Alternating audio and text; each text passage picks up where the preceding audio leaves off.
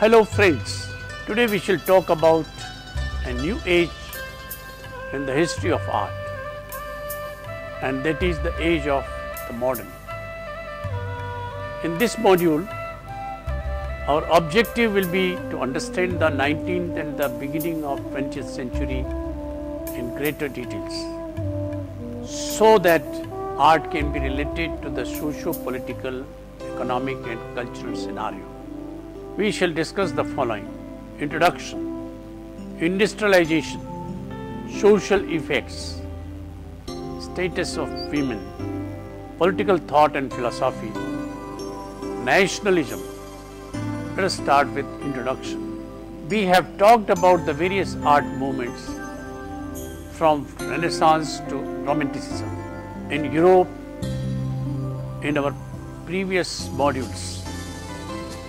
We may have talked about certain social, political, economic conditions of the continent in relation to a particular artwork or an art moment.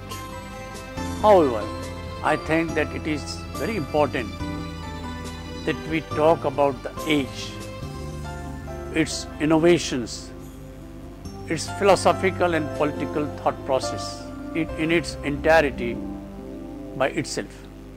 It will be helpful because it will put the art movements into the right perspective and will form a clear foundation for the understanding of 20th century art movements.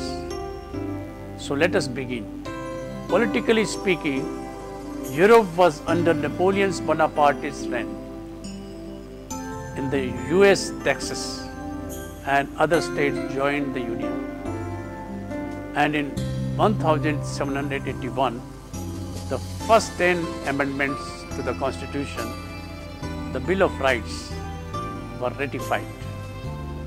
At the end of 18th century, India and the Far East were threatened by Europeans with colonization for their opium. In the field of sciences and technologies, an enormous number of discoveries and inventions took place from 1780 to 1800. First of all, we must point out James Watt's invention of the double-acting rotary steam engine in 1782. 2 years later, John Fitch, an American inventor, launched a steamboat. It was the dawn of the Industrial Revolution. Louis Daguerre pioneered photography in 1789. Lavoisier, who was executed in 1794, discovered the table of 31 chemical elements in 1790. In America, E.I. Whitney invented the cotton gin in 1793 and mass-produced the musket rifle in 1800. The observation of nature led to new theories about the human species and its origin. In 1859, for example, the naturalist Charles Darwin published Origin of Species by means of natural selection. Written after 5 years, sea voyages, newspapers, magazines reported scientific discoveries and also carried cartoons and caricatures satirizing political leaders and professions, actors and artists. The proliferation of newspapers reflected the expanding communications, technology and advances in the printing and photography made articles and images ever more accessible to a wider public. Inventions such as the telegraph in 1837 and telephone in 1876 increased the speed with which news could be delivered. Travel was also accelerated.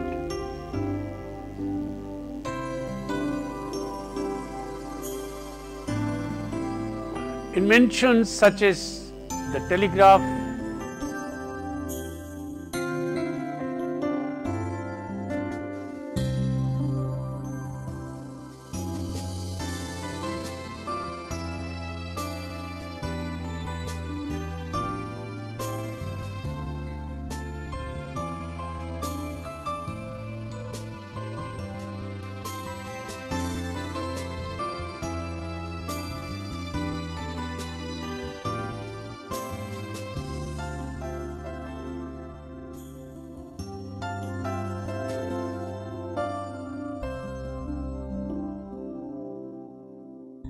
the 19th century, and particularly the period between 1820 to 1830 and 1940, constitutes a turning point between a society still essentially rural and a developed, urbanized society prefiguring that of the end of the 20th century. A society in which over 90% of the population would no longer be involved in agriculture, even if some of these might still live in the countryside. Europe by now had conquered the rest of the world.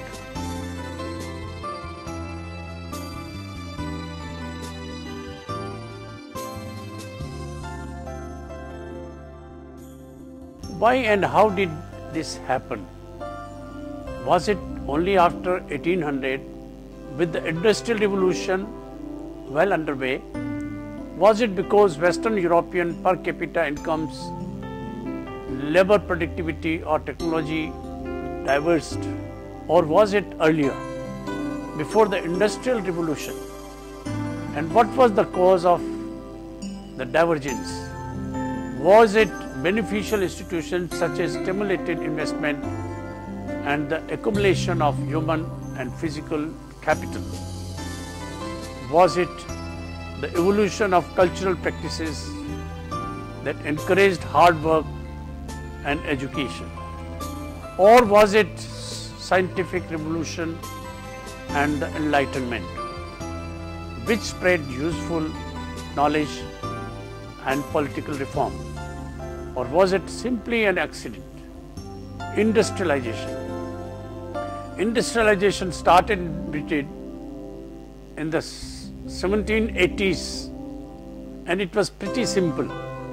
But now a spinning jenny could spin wool 8 times faster than a normal machine could. It led to a growth of artisan workshops with 8 and 10 people working in them.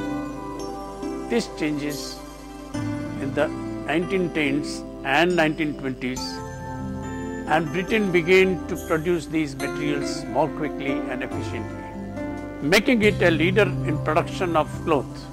For example, other countries began to follow suit, though only in pockets and with the help of the state governments, for example, Germany and France. Industrialization was also connected with military strategy. As roads and railways began to expand, first for military purposes, later they were open to the public. In the 1890s and 1910s, a third wave of countries industrializes, including Russia, Austria and Italy, on government support. When the FWW broke out, economic progress everywhere was halted. During this third wave, new fields also developed, like chemical engineering and electrical engineering. Germany thrives using new technologies, and its economy comes close to surpassing Britain's.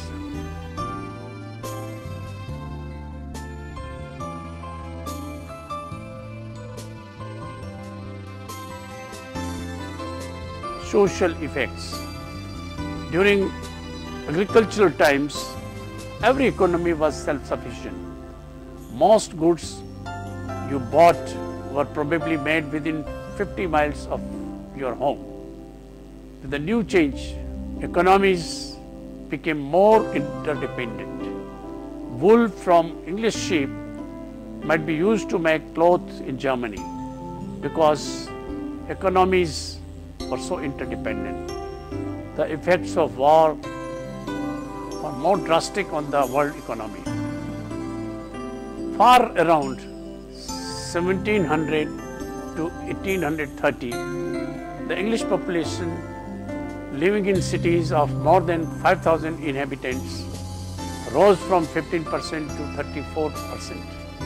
Importantly, this level of urbanization was achieved without the massive supports of the foodstuffs from other countries. The England of 1830s was certainly no longer a region with a surplus of cereals, despite being called the bread basket of Europe by contemporaries in the middle of the 18th century. Industrialism continued to attract huge number of workers to the cities. By 1900, over half of industrial workers in Britain, Germany and Belgium worked for companies with more than 20 workers. There were great migration shifts from the country to the city. People had to live in a very tight quarters, which made social distinctions such as the suffering of the poor and the wealth of the rich more obvious. Also a new class, the bourgeoisie, began to emerge. Bourgeoisie were basically the upper middle class. They were bankers, lawyers, doctors, while color workers and industrialists who arrived in an industrialized society in which competence and knowledge brought you success. They were not as wealthy as aristocracy, but there were more of them, so they had lots of influence in the government. They tended to be liberal and were behind many of the great changes of the country. Now the people were living in the city. Social problems such as child labor became more obvious. Also, governments realized they needed an educated populace to produce more technological innovations. The bourgeois and the petit bourgeois, lower middle class, insisted that their children be educated because they saw it as a way to rise in the world. The population became more educated. Literacy rates soared, public schools were instituted in many countries. Better medical knowledge, better nutrition and housing were key requirements. Birth rate declined. Living conditions were very poor. Parks and open spaces were almost non-existent. Many people lived in extremely overcrowded attics and cellars, as much as 10 people per room. Open drains and sewers flowed along the streets with garbage and excrement. There was not any public transportation. The public health management tried to help these issues.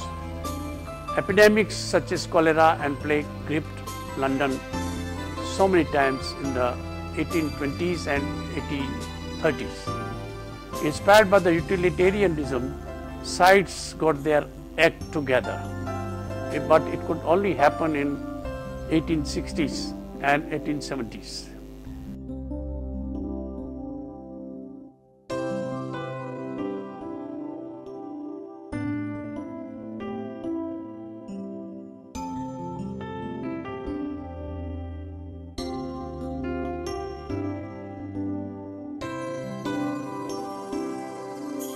Status of women. The middle class were devoted to the ideal of family and home. During this time, the home displaced the church as a refuge and spiritual heaven. Home became a status symbol and emotional bulwark against the rude commercial world. With the father at the head of the table during meals, a wife was expected to woo her husband to the benefits of home and family, and away from his natural instincts. A wife's legal personality was subsumed under the husband's. A husband needed only to show evidence to his wife's adultery to obtain a divorce, to obtain a divorce, her property and custody of their children. It was not until the last few decades of the 20th century that the restrictions on women getting a divorce were lifted, as marriage was the normal and expected role for middle-class women to follow. Those that did not marry were regarded as social failures and treated with pity and contempt. Statistics state that the number of unmarried women started increasing in the 19th century.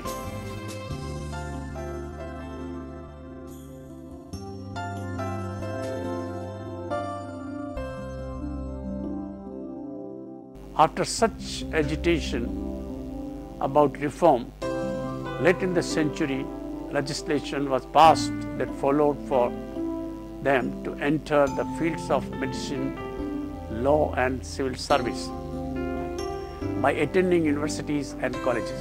By the mid-19th century, thousands of European and American women were writing for a living. These publications were primarily novels that were read by other women. Most of the writers upheld traditional values of society, that is, the angel in the house motif or the cult of domesticity. Some writers, though, began to assert themselves, like Elizabeth Gaskell, George Eliot, and the George Sand. As indicative of two of these writers, they had to use men's names to get published. This was also true of the Bronte sisters, first publishing under the last name of Bell, with Ellis for Emily, Kerr for Charlotte, and Acton for Annie.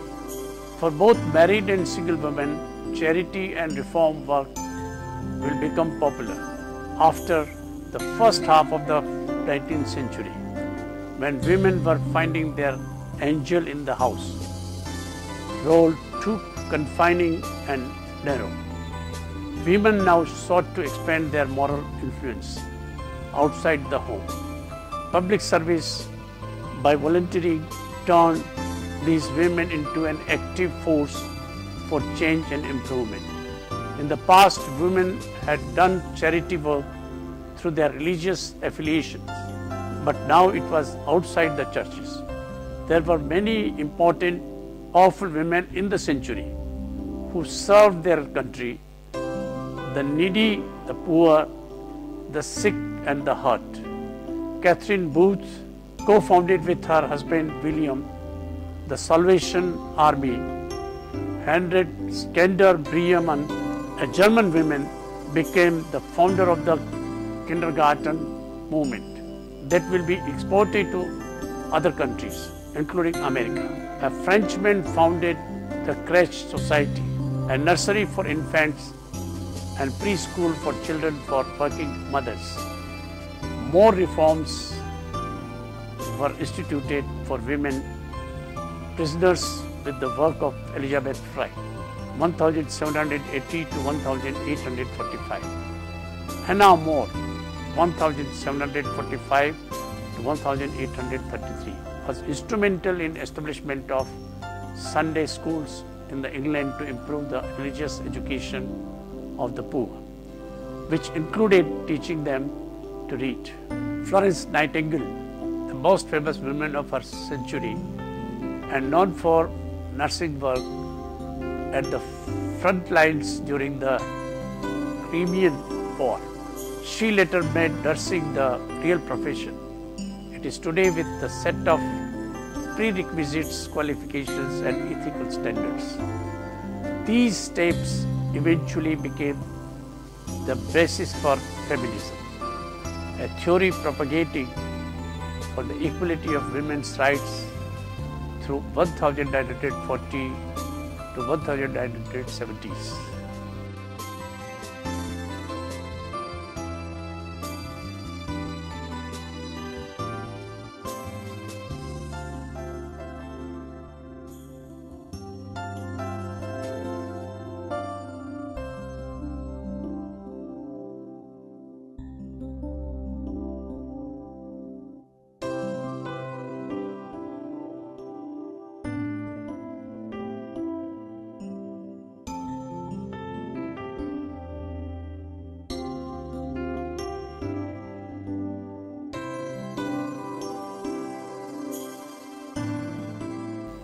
Political thought and philosophy.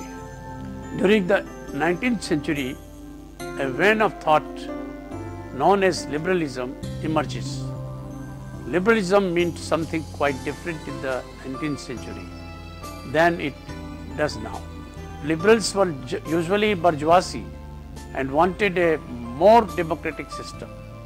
In early 19th century, most political power was held by aristocrats. They did not like the current political system in which the aristocracy had a lot of power and wanted to bring about a more democratic system. They believed voters should be fairly wealthy males. They supported capitalism and industrialization. Obviously, the liberals supported limited democracy in which wealthy white males would have the vote. They also believed in social reforms. They were very enthusiastic about technology and could not even imagine that technology can ever be detrimental to the human society. This optimism continued till the First World War. The last decades of the 19th century were very prosperous and cheerful, and everything changed after the FWW.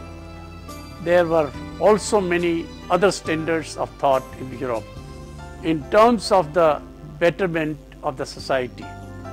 Let me tell you that 19th century thinkers both developed from and reacted to the Enlightenment's notion of progress. The Renaissance started with the desire and intention of our intellectual lives changes, and now the universe, nature and human being was the center rather than goal. Immanuel Kant, 1724 to 1804, a liberal in the best Enlightenment manner, held that genuine knowledge must be rooted in human reason. He distinguished knowledge that thrives from experience from that which is independent. This knowledge must possess objectively, that is, be universally and necessarily valid.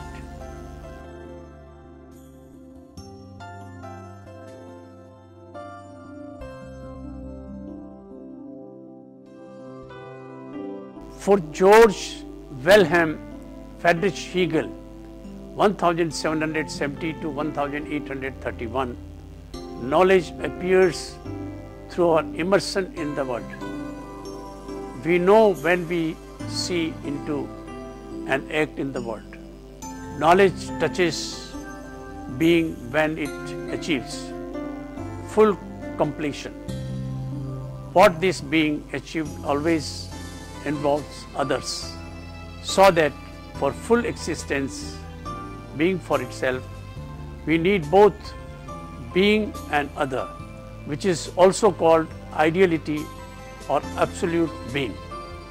Finally, being for itself is reflexive, bends back into the realizes absolute being, thus becoming both the object seen and seer, that is, i.e., total recognition, the total self-recognition. How is this effected without infinite acts of self-recognition and recall? Through freedom is what the world is aiming at. But this idea is both concept and clothing, which for Hegel is history. the merging of individual identity in national, and finally absolute mind.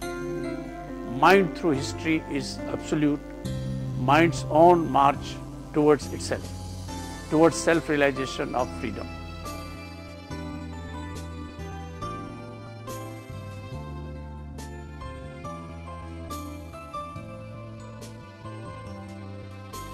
Danish philosopher Søren Kierkegaard developed another distinctive philosophy of life.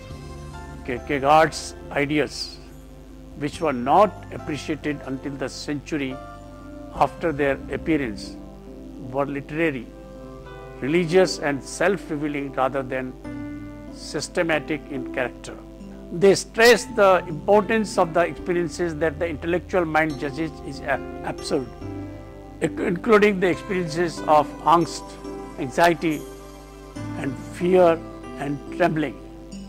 Such experiences, in his view, lead first to despair and eventually to religious faith.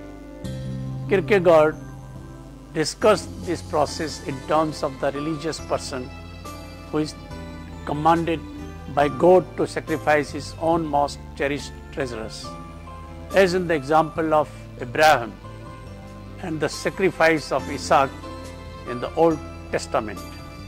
Although Abraham cannot understand his absurd request from God, he decides to obey his commitment to God.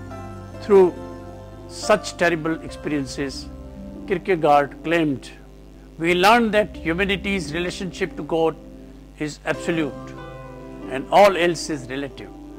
What is most significant in a person's life, Kierkegaard concluded, are the decisions made in such ethical crises. Kierkegaard's idea came to have importance in the 20th century. The concepts of existence, dread, the absurd, and decisions were influential in Germany, France, and English-speaking countries. The condition of humankind during an epoch with 2 world wars gave these ideas a new relevance.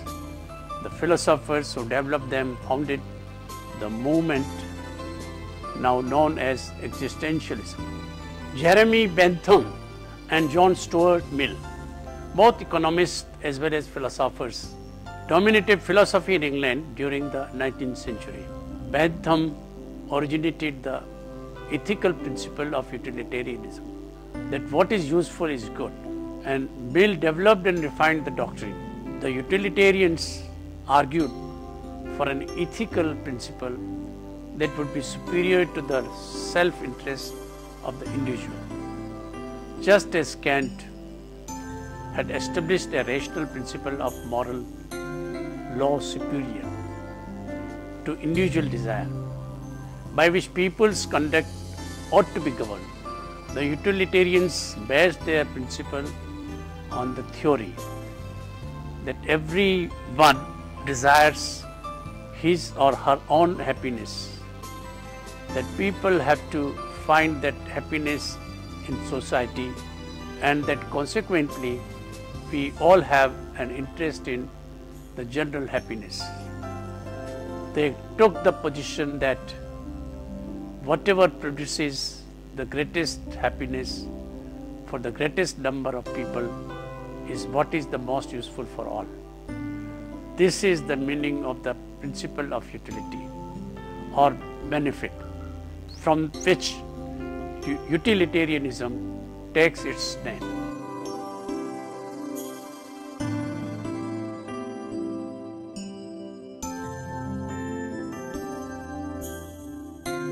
The most influential achievement in political philosophy during the 19th century was the development of Marxism. German political philosopher Karl Marx, who created the system known as Marxism, and his collaborator Friedrich Engels accepted the basic form of Hegel's dialectic of history, but they made crucial modifications. For them, history was a matter of the development not of absolute spirit, but of material conditions governing humanity's economic existence. In their view, later known as historical materialism, the history of society is a history of class struggle in which the ruling class uses religion and other traditions and institutions, as well as its economic power, to reinforce its domination over the working class. Human culture, according to Marx, is dependent on economic conditions and serves economic ends.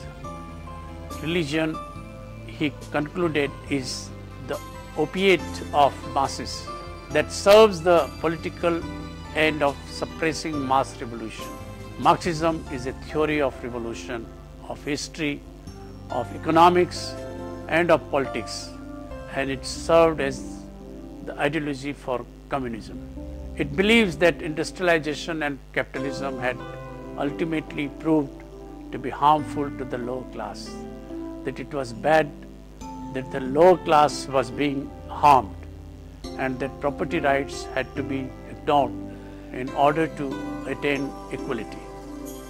Nationalism. Nationalists believe that their race, ethnic group or nation was somehow better than other races, ethnic groups or nations. Nationalism became very predominant during this era. Together with the liberals, nationalists believed that governments functioned best when political leaders were of the same ethnic group as the people they governed. Many countries, including India and other colonies, also woke up and embraced this concept. In Europe, after Napoleon took over every country, there arose a greater sense of national consciousness, especially in the German states, which had always been proud of their military tradition. Coupled with Romanticism, they found their own stories and myths and felt proud of their past heritage and lineages. Germany was in the forefront of this tradition. Thank you.